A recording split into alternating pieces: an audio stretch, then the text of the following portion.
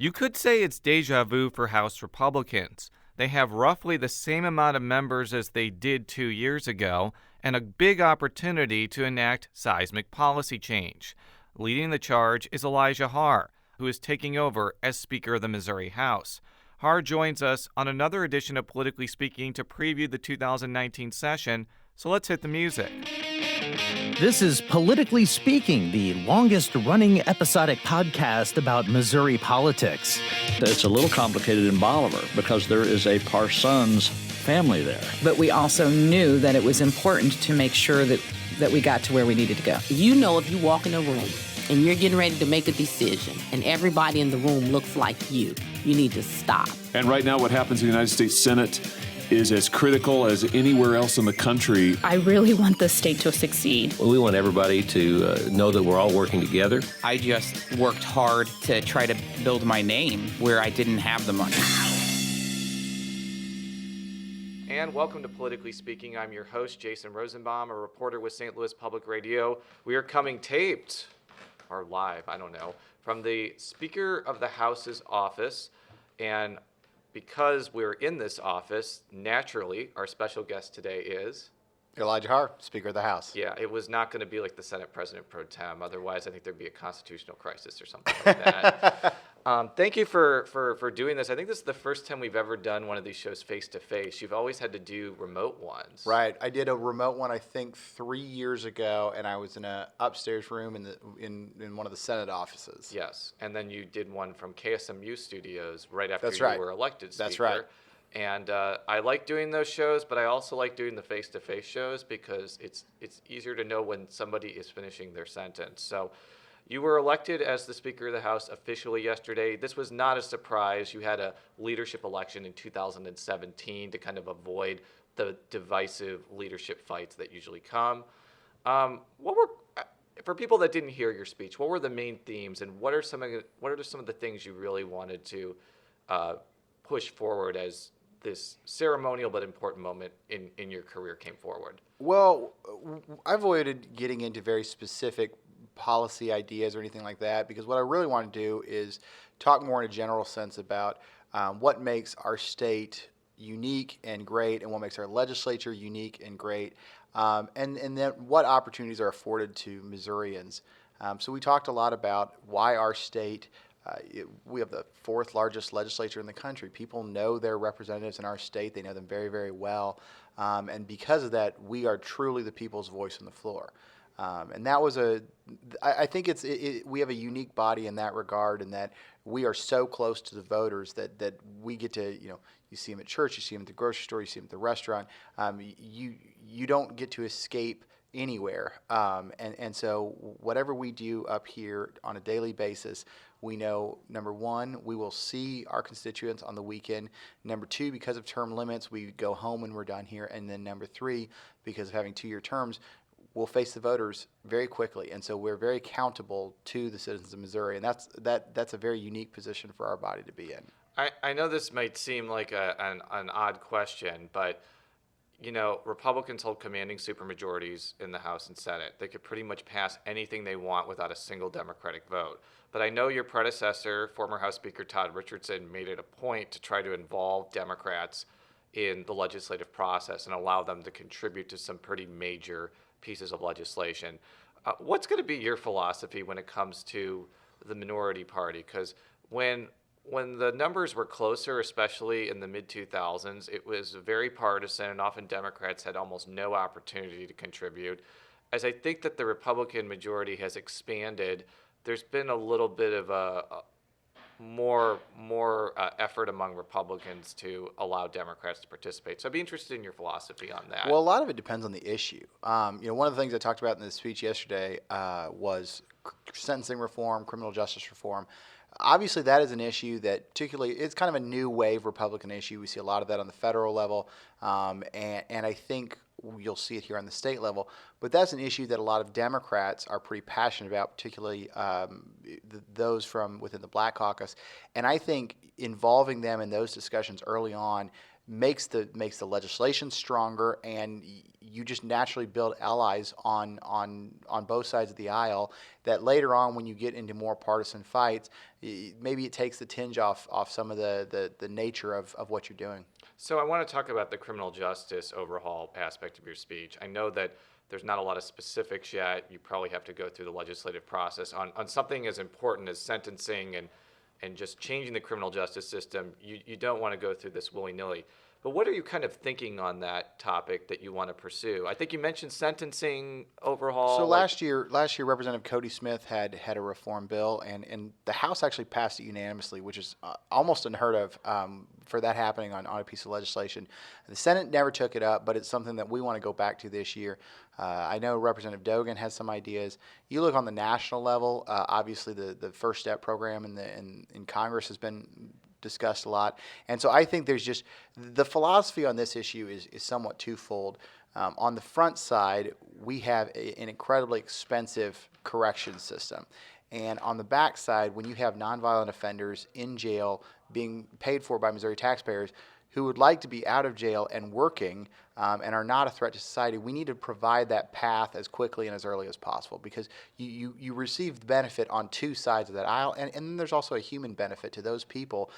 We don't need those people wasting away in a jail, not seeing their families, not being productive members of society. We need to give them that path back so that we can build off that. Just in the last couple of years, Texas has done a huge resentencing reforms, and they're starting to see the economic impact of that.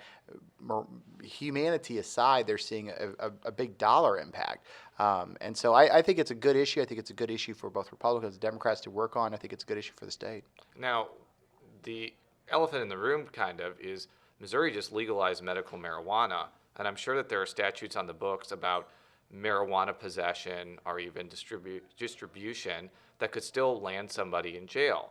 And there's also the other elephant in the room that Illinois is probably going to legalize recreational marijuana in the next year or two. So it's kind of a two-part question.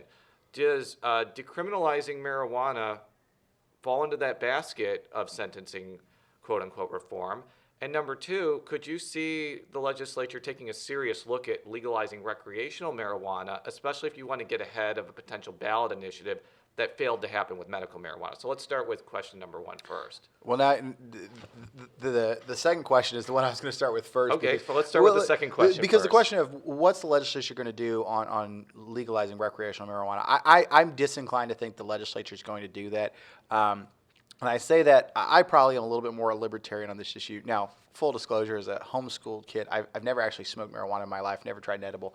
But I also know that the current laws, in my mind, I'm fairly libertarian on that. When I chaired the Emerging Issues Committee, I think we were the first committee ever to pass a medicinal marijuana bill out. We actually passed it out, I think, 10-1, 2 years in a row. It died on the floor.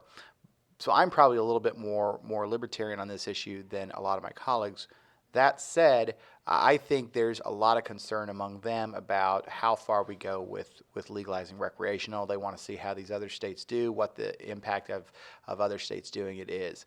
And so I think probably for the next 2 years, what we're going to focus on is the implementation of the current medicinal marijuana rules, because I think there's a lot of questions about how that works, and particularly what the impact will be. Are we going to have doctors writing scripts to just anybody who asks for them, or is it going to be fairly limited?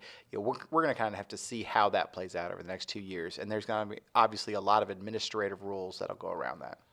What about on the sentencing side? Do you think that could be an area where again, marijuana possession, maybe the penalties are relaxed, if not completely eliminated? I think that's certainly going to be part of the discussion. Yeah. Let's talk about another issue that Governor Parson has brought up, and that's early childhood education, which is an issue that, Democrats kind of bring it up, but I'm sure Republicans care about this too, because a lot of Republicans represent rural school districts that cannot afford free preschool to a lot of people. When I was talking with the governor in December, he mentioned that finding a state funding source for early childhood education was part of his workforce development agenda. I think that everyone agrees that it's a good idea, but the tricky part is figuring out the funding source, because you can't really just put general revenue into something like this. Let's say the state revenue went up by 6% this year. I know it's 2%, and you used like $200 million of that increase to go to early childhood education. Well, if the next year revenue goes down, you're leaving a lot of districts in the lurch. So it's going to have to be a different funding source. I've heard sports betting. I've heard tax on out-of-state internet sales possibly being a revenue source. What have you heard, and is it going to be a big part of the House Republican agenda? You know, everybody asks what our agenda was this year, and I always break it down into two buckets. There's the reform bucket and the revenue bucket. Now, the revenue bucket is the most interesting because, as you said, the CRE points out we're going to have 2% more next year than we had this year, so we're going to have a little bit more that we can work with. But the Supreme Court has also given us two opportunities to generate additional revenue from the Wayfair decision, but then also from the sports gambling decision. I don't know yet where our caucus is going to go on either of those issues because there's a big debate on the Wayfair decision. Everybody believes in parity between brick and mortar and online purchase. Everybody. Where we're having issues is the revenue. A lot of our conservative members think that we should give those dollars back to the citizens of the state, that we should not earmark them or spend them in a particular way. And so that's an ongoing caucus decision or a caucus question that I'm not sure where we're going to be on that. As for the sports gaming, it's somewhat similar. The casinos and leagues have been at loggerheads on this issue, and the interesting thing is both of them have postured for years that they don't want legalized sports betting. And so what I've told both the leagues and the casinos while they fight over their integrity fees is I said, if you all cannot come to an agreement, we're not going to put this on the floor because both of you have publicly stated you don't want to pass a bill. Candidly, I think both of them think that it'd be beneficial to pass a bill. They just need to be pushed in a direction that they can figure out a path that they're both happy. Are you saying that casinos are wary about sports betting because less people will go to casinos and just bet from their home, essentially? There's some discussion about where the sports betting would occur, but also the leagues, at least in some states, have been asking about having an integrity fee. The casinos are hesitant to provide that, and so they've basically been across the country going to war in different states. And that's just not a war we're going to let play out on the House floor. So transportation, the question that everybody gets asked year after year after year, there was something that was put on the ballot with a gas tax increase that failed. I mean, this is more of an observation than a question before I ask the question. There's always this talk about what is the legislature going to do about transportation. And really, the legislature can put something up for a vote most likely, but it's up to the people to decide whether they want to pay more gas tax or sales tax for this. Now, obviously, there are situations where you can raise the gas tax very small without voter approval. But I guess going into the question, has there been any discussions of coming up with a transportation proposal that will actually pass muster among Missouri voters? Because that seems to be the vexing challenge throughout this whole thing. Well, let's start with the obvious. The Missouri voters voted down a sales tax 4 years ago. They voted down a gas tax last year. The Missouri voters have been very clear with the legislature that they don't want to pay more money, and we respect that. If we're going to do something in transportation, there's a couple options. One, we're going to have to reallocate the resources we currently have, and that means finding a place to cut while we spend more there. Two, there's always the possibility, and maybe I'm too optimistic on this front, but I think that in the U.S. House, the Democratic U.S. House, does not want to spend 2 years just not doing anything because they don't like President Trump. The one thing they agree on is infrastructure, and I think President Trump has signaled that he would like to spend money on it. I think the U.S. House would. I think there's a really decent possibility that next year the President and the U.S. House come together and they pass a federal infrastructure plan. Missouri would be right in the wheelhouse to get a lot of that money with 44 and 49 and 70 running through our states. So I think there's a real possibility of that happening. The third option is again, earmarking some of these new funds. So whether it be the Wayfair decision or sports betting, expansion of VLTs, FRA managed care, there's just a variety of different revenue generating packages out there.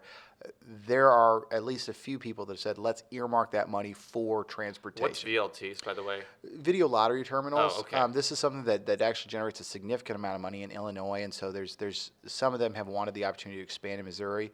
These would be small terminals that would go in gas stations. Oh, I've seen them. I'm from Illinois. I see them in gas stations, but I appreciate you spelling that acronym out. Well, it's something that I've not had an experience with, but I know there's at least been somewhat of a discussion point about doing it, and at least the numbers in Illinois are fairly significant in the amount of revenue it generates. So let's talk about the thornier issue, which is dealing with all these voter-approved initiatives. Now, my feeling from hearing your answers to this question, and also talking with Pro Tem Schatz, is there's not a lot of appetite to revisit right to work, certainly on a statewide level. Obviously, there's kind of like middling discussions about doing it county by county, but it really strikes me as a paradigm shift in this discussion. In 2017, you would have asked any legislator here, is right to work happening? It wasn't a matter of if, it was a matter of when. Now, after the defeat of right to work at the polls, it seems Republicans are not as gung-ho on pursuing that particular policy, probably because it failed so dramatically. So what is going to be the House mindset on this issue? Because I could really see some skittishness to kind of re-wake up the sleeping giant of labor and bring this back up. So I'd be interested in your take on that. Well, obviously, I think Republicans we listen to the voters, and the voters were very clear in that vote where they were on the issue of right to work. Now, I have my personal opinions. I think right to work is economically a big benefit to the state, but the citizens of Missouri spoke, and we're going to follow that. And that was a very single-syllable issue. There was nothing in that particular bill other than right to work, and so the voters weighed in. We respect the will of the voters. We move forward, and we do the best we can without that. Do you think that, you mentioned in your press conference yesterday, you may take a look at doing right to work county by county, but isn't that going to run into some pretty substantial obstacles in the Senate, especially with the filibuster, in your opinion? Well, and here's the thing about that. I don't know of anyone that has actually pre-filed any legislation to do a county by county right to work discussion in the House. If they do file it, we'll refer it to committee and we'll let that issue be vetted.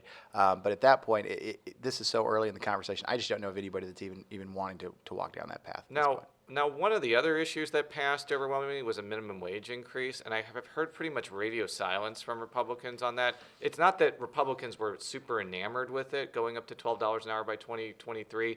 It's just that, I mean, even the opponents decided not to put up an oppositionary campaign. It passed by a huge margin, and it wasn't, as we said, a single subject thing that was pretty clear. Yes. So is that another issue where the legislature just may let that stand and just see how it plays out over the next few years? I think our caucus is disinclined to go back and try to undo that in any way. Obviously, we're going to see, I think, an economic crunch from a lot of businesses that will decide they either stop hiring or they have to let some people go because they can't afford to pay whatever wages is. The interesting thing about minimum wage, it's not just the minimum wage. If you make $12 an hour now when the minimum wage is $8 an hour. If you move the minimum wage from 8 to 12, well, that $12 an hour worker now, he wants 16. And so there is somewhat of a replicating effect on those higher wage jobs. And so businesses we're just gonna have to see how that works. The city of Seattle was really on the front wave of this, moving theirs to $15 an hour. I think there's been some pretty strong economic backlash to that in the city of Seattle. A lot of businesses there have closed or moved outside the city limits. And so we'll just have to see how that plays out in Missouri. Because by 2023, $12 an hour may be equal to $8 an hour, or the market may have just caught up to that, and it's not going to be a big economic crunch. I understand what you're saying. I've studied this issue, but the fact that it's so gradual could mean it's really not going to affect businesses that much. A lot just depends on what the inflation rate is like. So let's talk about the funnest amendment of all, and that's Amendment 1. I want to start with the Sunshine Law part of it before we get to the redistricting part. Well, just by the way you explained it, that's probably the best part about Amendment 1 is that it truly was multiple different issues all rolled into one, and that is what makes it so hard to glean what the will of the voters is which part were they most excited about, or which part were they least excited about, or did they think it was all good, did they think parts of it were good? It's a really challenging thicket to work your way through. Even describing it, like you have to say it's a partial repeal of the redistricting part of Amendment 1, which we'll get to in a minute. So I'm going to make the same statement I made to Crystal Quaid and Dave Schatz. I have no interest in sunshining your constituents' emails and posting their sensitive information publicly. It has no news value, and it kind of runs up against journalistic ethics about doing harm to non-public figures. So I understand if you guys decide to close those records, it is not going to affect my livelihood or my job more accurately. What I think a lot of journalists have some tension and misgivings about is some of the bills that have been put forward close the legislative process. So a staffer sending a draft of a bill to a legislator talking to a legislator about legislation. I have, I mean, just fundamentally as a journalist, I have misgivings about that because I feel like that sort of stuff should be open, even if you're trying strategically to not necessarily expose your strategy to people. So I want to get a sense of what your thought process is, because this is one area, even Clean Missouri proponents agree, the legislature can make changes to, and they're not necessarily opposed to making changes on the constituent piece, but I know that they're opposed on the legislative piece. It's a very delicate dance, and it's a fine line to try to find where that right spot is. But here's a good example of maybe a concern. One of the duties of the speaker is to appoint committee members and committee chairs. A lot of times I may want to discuss with my chief of staff, okay, I'm trying to decide between these 2 or 3 candidates for a particular chairmanship. Which one do you think is the best and why? Well, if the chief of staff tries to explain why one is best, they're also saying why the other one is not as good. If that gets sunshine, obviously you're going to have then a caucus being like, well, why did you say I wasn't smart about this, or why did you say I wasn't talented enough for this? And it causes real problems. So it's very difficult to have those candid conversations about making decisions within our caucus, within the House, within the processes we follow. But couldn't you have that conversation? I'm not trying to give you an end around the sunshine law, but couldn't you have those conversations verbally and not put those down in an email form? And you could. Again, though, the point of what's in email form versus what's verbal, the question is what stuff is it that we think are beneficial for the public to be able to access to. And I think you're right. And what this will force is a lot of in-person conversations. People are going to stop making notes, and they're just say, hey, pick up the phone and call me. And I think that's just a product of this type of thing. But there's some conversations that I think it's very hard to have those knowing, okay, everyone's going to see this when you're trying to make those types of decisions. Just to play devil's advocate, though, a lot of other executive agencies are under these rules where some of these discussions are open records. So why should the legislature be any different, basically? And I'm not saying that we necessarily should. I'm just pointing out some of the ways we're transitioning from how the old law was to what the new law is. So let's talk about the redistricting part. And I want to make this clear. Neither the legislature nor the governor can wave a magic wand and make the new state legislative redistricting system disappear. Anything that you put, either a complete repeal or a change, would have to go to the voters again, most likely in 2020. So I've asked you about this before. I know a lot of Republican legislators do not like the new redistricting system for various reasons. They see it as a Democratic plot to chip away at the supermajority. But the thing that really hasn't become clear yet is what you guys are going to do, whether you're just going to revert back to the old system, whether you're going to make changes to the new system somehow. And because we haven't seen a bill yet, my assumption is those discussions are ongoing and you really don't have a plan yet. Is that fair to say, first of all? Well, I think, first of all, I think you're right that, the interesting thing about this is that if the redistricting portion of this amendment was going to be embraced by the voters, I think it would have been put on the ballot as a single subject bill. It wasn't. Instead, what they did is they took a lot of the ethics reforms that former Speaker Richardson was pushing, and they put that into the bill. And I think that's one of the reasons it became such a popular bill. So the question then is, did the voters of the state approve of the redistricting portions in this amendment? I don't know, prior to this amendment passing, hardly anyone that thought the old system was not working other than the party that was consistently losing elections under it. Now, I think, it was a bipartisan process. People appointed from both sides of the aisle, and if they were not able to do it, it fell to the judges. It seemed like it was a very bipartisan or nonpartisan way to draw legislative lines. Again, the only problem with it was the Democrats kept losing. And so I think that, there's a reason that they went to do it. So I don't know yet at this point what, if a redistricting change was to be put on the ballot, I don't know what that would look like. But obviously our caucus wants to work across the aisle. The Black Caucus has a lot of the same concerns because, people want to know that their communities and their neighborhoods are represented by a voice that reflects them. One of the things with a forced 50-50 district is you're going to have to take chunks of voters from one area and chunks of voters from a far different area to put them together to force these 50-50 districts. So that's the problem that I think both rural and urban lawmakers have with the redistricting portion. Now, you could put something on the ballot without a single Democratic vote, but do you think it's more important to maybe get some of the Black Caucus to vote for a revote on this so it's not seen like in Michigan and Wisconsin, as a GOP run-around, will of the people sort of thing. Well, I also think that the Black Caucus is as concerned about it as a lot of the Republicans are, and so I think it just makes better policies when, if we're trying to give something to the voters and say, hey, we want to know exactly how you want us to do this. Obviously, working across the aisle and working with people from the rural, suburban, and urban districts, I think, is very valuable. Now, I mean, you mentioned the old system, and I could point out some deficiencies in the old system. I didn't like how the judges didn't have to explain their reasoning after they made their maps. I think that was a lack of transparency, and it gave rise to conspiracy theories that legislator X caused this District Y to be District Z. I also think that I understand that it's a bipartisan commission and it's not legislators doing it, but clearly, like, legislators tried to influence that process, through testimony in committees. I'm not saying it's a perfect process. I'm not saying Clean Missouri is a perfect solution. But even though, like, the ads didn't emphasize the redistricting part, there still was lots of articles on this. I asked the proponents oodles of questions on this, and it still passed. There was a debate, and they won. So they're going to ask, why should there be another vote on this if this has already been litigated in the public sphere? And if they think that on an issue or on an amendment that had multiple different issues, if they think that issue is so popular, they should not have any fear of the voters weighing in on it again. They should be like, no, we know where the voters are. The voters will pass it.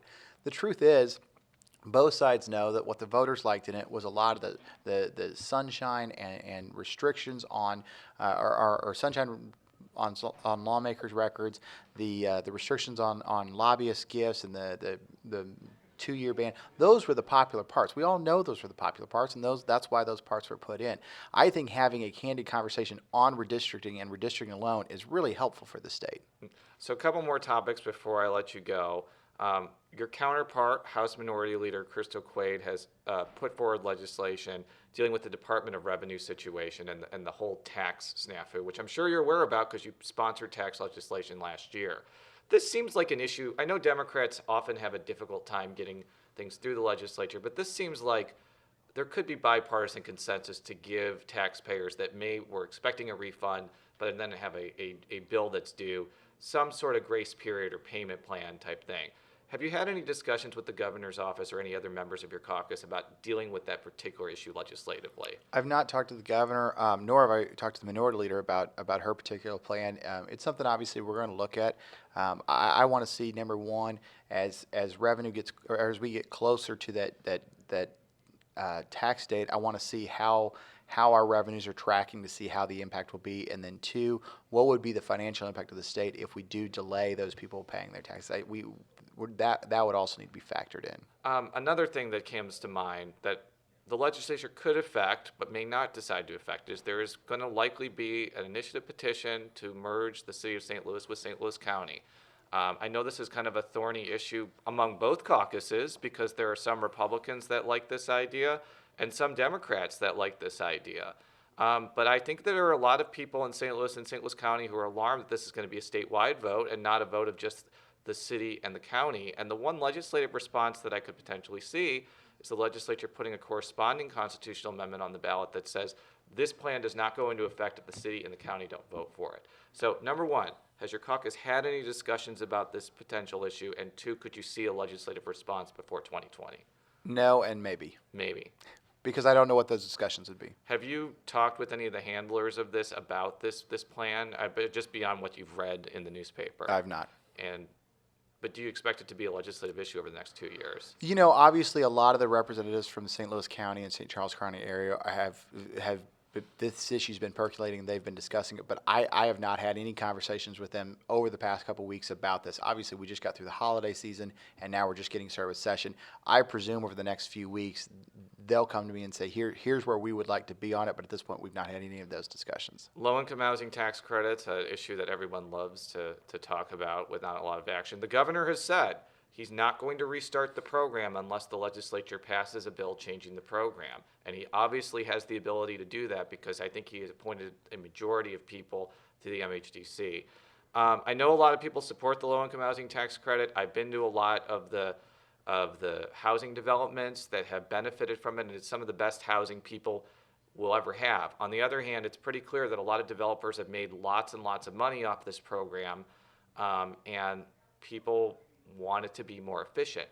What's going to be your philosophy going through with this issue? Because there's pressure now that you have to get something done, or it's not going to be issued. So what's going to happen this year with that? So Representative David Gregory has been really getting into the weeds on those programs. He's looking at how we do it, what other states do, and I think he's probably going to be filing a bill to at least a House version of the reform bill. I think Senator Hageman has filed a Senate version of a reform bill, and we'll just have to see how that works through the process. We're tasked with being good stewards of the taxpayers' money, and at the same time, we need to find ways to house those people, and so that's a delicate dance to have. And I think what we want to do is figure out, if there are problems in the program, how do we fix and reform those problems, and what's the finished product look like that we can put on the governor's desk that the House and the Senate can be proud of. And the Senator Schatz has said there's not going to be a lot of momentum in the Senate to have a $280 million cap to make up for the fact there hasn't been issued for a year. Is that the sense of your caucus, that you're not going to issue double the tax credits? 'Cause it's been frozen for a year? I don't think anybody's talking about that. So my final question for you, we're recording this on Thursday, January 10th. It's the 1-year anniversary of the 2018 State of the State, which was also the anniversary of the revelation of the Eric Greitens scandal that kind of engulfed the state's political class for 4 or 5 months. I know people want to pretend that never happened and just think that it was kind of like a bad nightmare, but it did happen. It affected the state, and it affected the standing of the governorship. Most people I've talked to are relieved that Governor Parson is in office, because now it's more of a talk about policy, differing ideas, less about overtly political things that kind of were the hallmark of the Greitens administration from 2017 to 2018. But on this anniversary, how do you think things have changed over the last year? Where do you think things haven't changed, and where do you think the state needs to go after what I think everyone would agree is not the brightest moment in the state's political history? Sure. Well, the interesting thing is that the difference between Governor Parson and Governor Greitens has less to do with scandal, but more prior to the scandal, how Governor Greitens operated with the legislature. He had a very standoffish and combative approach with the legislature, and it made a lot of the work we did with him very, very difficult. Governor Parson has been a House member, he's been a Senate member, so he understands what we're thinking, and he's been much more open about trying to work with us. And I think that's really valuable. He's going to do his State of the State fairly early in session. He's going to release his budget with it. Things like that Governor Greitens was not willing to do, that put us in a much more difficult position to deal with. And so I think more than anything, having that kind of open working relationship with the governor is very conducive to less combative, less fights, and really, hopefully, a much quieter veto session. Yeah, although wasn't the veto session during Greitens pretty quiet too? I mean, Nixon was the loudest veto session. Right, and you're always going to have one with a party when you have a Democratic governor or Republican legislature. But I think those types of issues, we don't have to worry if we're trying to push a particular issue or a particular topic about a governor coming out and blasting us on social media, and that it creates a much better working relationship in this building. Do you think things are better now, or do you think that there's still things that need to be done as far as the environment in Jefferson City? I know that's kind of a vague term, but that was an issue during Todd Richardson's reign about making the Capitol comfortable for women and for staff. Absolutely. Anything that you want to do on that front to push that forward? Well, first of all, Speaker Richardson did significant reforms in that area, and I think if you walked around the halls and talked to especially freshman legislators, I think you'll find a lot of them that see the Capitol as a much more friendly face for that. There's more things that we're going to do. One of the changes in the House rules is we're talking about taking smoking out of individual offices. A lot of that is just modernizing the Capitol. And so I think Speaker Richardson did a great job on that. One of the things he changed about our rules is that there's mandatory harassment training. We're all, as legislators, going to take that mandatory harassment training on Monday. I think mine's scheduled for 1 o'clock. And those types of objective changes that can be seen every day lead to a lot of subjective improvement in the culture here in the Capitol. Well, Mr. Speaker, thank you very much for this opportunity. I'll try to make it a annual occurrence. You'll probably see me back in this office next year. For all of our stories, stlpublicradio.org. Follow me on Twitter at @jrosenbaum. You have like 700 Twitter. Do you only have one Twitter account? I am down now? to one. I'm down to one. I used to have a personal and a professional, kind of like a lot of Congress people do. And then I tried doing a Spanish-only Twitter account, but I am down to one Twitter account. I decided that it was too much and too confusing. And what would be your outro music that you'd like to play us out on? Oh, that's a good question. I should have been thinking about that, and I haven't thought about that. Well, but the one that I picked for you is Time to Dance by Panic at the Disco. So let's hear that. fantastic. Thank you very much. Until next time, so long.